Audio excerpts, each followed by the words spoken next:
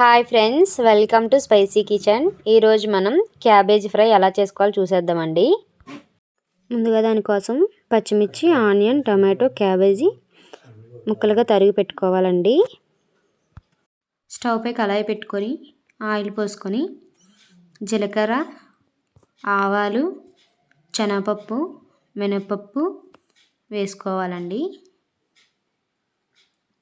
ఈ ఫ్రైలో కొంచెం శనగపప్పు ఎక్కువగానే ఉంటే బాగుంటుందండి.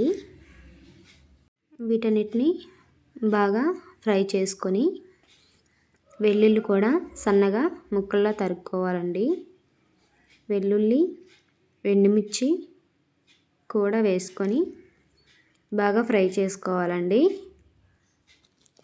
దీనిలో మనం ముందుగా తరిగి పెట్టుకున్న ఆనియన్, పచ్చిమిర్చి కూడా వేసుకొని బాగా గోల్డెన్ బ్రౌన్ కలర్ వచ్చేంత వరకు ఫ్రై చేసుకోవాలండి.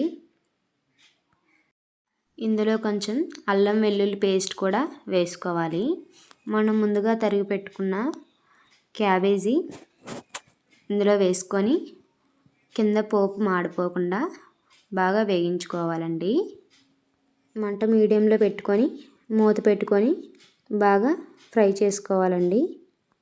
కొత్తగా ఛానల్ పెట్టాం ఫ్రెండ్స్, సపోర్ట్ చేయండి, లైక్ చేయండి, షేర్ చేయండి, సబ్స్క్రైబ్ చేసుకోండి.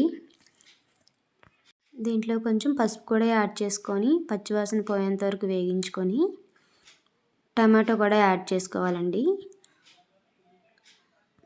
టేస్ట్ తగినంత సాల్ట్ వేసుకొని అడుగంటకుండా దగ్గరుండి బాగా కలుపుకోవాలండి.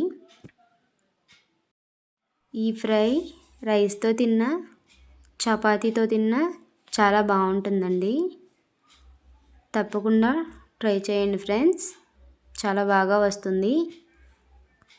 దగ్గరుండి అలా ఒక 5 నిమిషాల పాటు ఫ్రై చేసుకుంటే అంతేనండి, ఎంతో టేస్టీ అయిన క్యాబేజీ ఫ్రై రెడీ అయిపోయింది.